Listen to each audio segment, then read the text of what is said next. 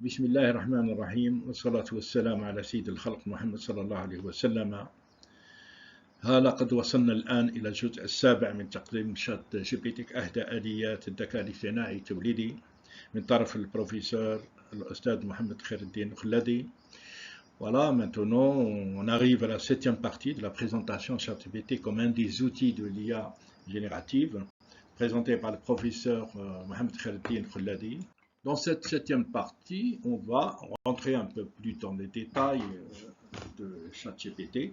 On verra d'abord qu'est-ce que le GPT et quels sont les mécanismes d'enchaînement de ChatGPT. Alors, qu'est-ce que ChatGPT? Qu'est-ce que le GPT? ChatGPT est un mot composé en deux parties, de chat et de GPT. Le premier terme est simple à comprendre, il s'agit de désigner une conversation, discussion instantanée que l'on a avec d'autres internautes. Et le terme GPT est un algorithme qui, à partir des invites de commande en entrée, ce qu'on appelle les prompts, fournit des sorties, c'est-à-dire des mots. C'est le GPT optimisé pour la conversation d'un chatbot.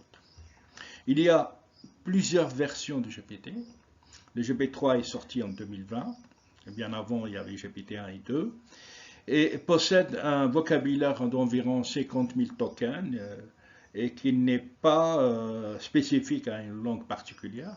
Les tokens permettent de former des mots en anglais, en français, en espagnol, en arabe, etc. Un token est un mot ou une fraction de mots, syllabe par exemple. Il faut annoter la base de données pour entraîner le modèle GPT limité à une certaine date, 2022. C'est un modèle figé. Maintenant, on va aborder les différentes versions de GPT. GPT-1 formé de 12 blocs et de 512 tokens. Il a un corpus de 5 gigaoctets de données et 117 millions de paramètres. GPT-2 est formé de 48 blocs et de 1024 tokens. Il utilise le texte du web. Il a un corpus de 40 gigaoctets de données et 1,50 milliard de paramètres.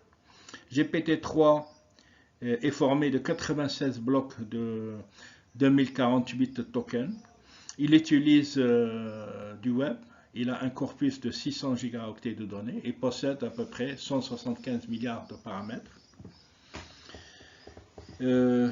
ChatGPT ou le GPT.5, il est formé de 128 blocs et de 44 096 tokens.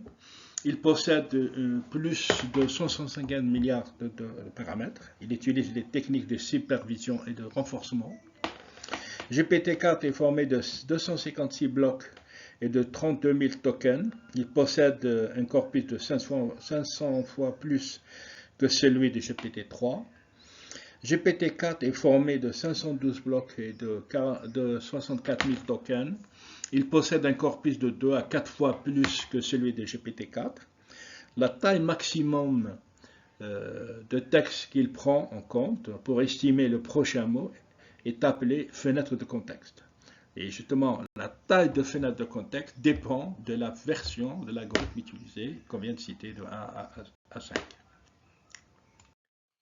Nous allons surtout axer notre discussion sur GPT-4.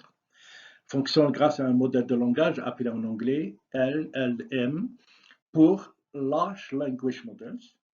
C'est une véritable révolution par rapport à la version 3.5. Il y a beaucoup de nouveautés. Il est plus efficace sur les tâches beaucoup plus complexes qu'avant. Il va pouvoir générer des textes plus longs et plus précis, allant jusqu'à 25 000 mots. Il peut se classer parmi les meilleurs élèves sur certaines matières juridiques. Si on ne passe un examen d'avocat, il sera major de promo, certainement. Il va devenir multimodal, il comprend des mots et des images avec une certaine version.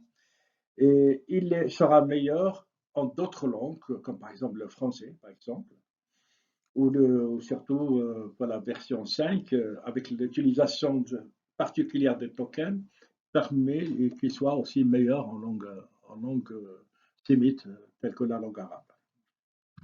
Les capacités de ChatGPT restent imparfaites.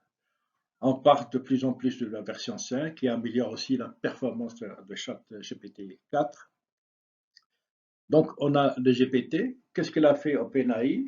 Il a créé ce qu'on appelle un instruct GPT, qui a été en réglage fin, fine-tuning, à partir de GPT, en étant exposé à des réponses rédigées par des utilisateurs humains et qui correspondaient au style qu'on attendait d'un chatbot utile et bienveillant. Cette phase plutôt correspond donc à un apprentissage supervisé plus classique, puisqu'on utilise cette fois bien des données créées à la main par des utilisateurs humains. Il existe une méthode appelée fine-tuning, réglage fin. C'est l'idée de prendre un modèle déjà entraîné, comme GPT, et de le spécialiser en prolongeant son entraînement sur des textes bien choisis. GPT cherche le mot le plus plausible, le plus probable, qui ressemble plus à ce qu'on attend de lui. Donc en combinant le pré-prompt, le fine-tuning, on arrive à des résultats plus proches de ce qui est attendu dans un chatbot.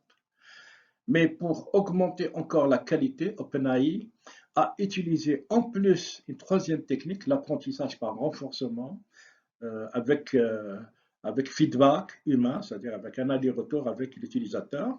Et à ce moment-là, pour affiner un peu la réponse. Donc dans ce schéma-là, on voit comment fonctionne en fait ChatGPT. Ce schéma-là correspond au ChatGPT 3.5. Donc on voit bien la partie qui a été rajoutée par OpenAI, c'est cette partie-là, Instruct GPT, en plus de GPT 3.5. Et à ce moment-là, ça permet d'améliorer la qualité de l'algorithme et comment là, le transformateur travaille à l'intérieur pour rechercher l'information. En conversant avec l'utilisateur, l'homme estime la qualité de la réponse par une notation à la française de 0 à 20 ou 0 à 10, soit à la notation américaine de A à D, soit tout simplement en classant les réponses par ordre de grandeur produites par GPT. Et à partir de ces évaluations, on peut entraîner ce qu'on appelle un modèle de récompense qui va servir de modèle de langage qui permet de s'orienter vers des réponses qui ressemblent à celles attendues ou préférées par les utilisateurs humains.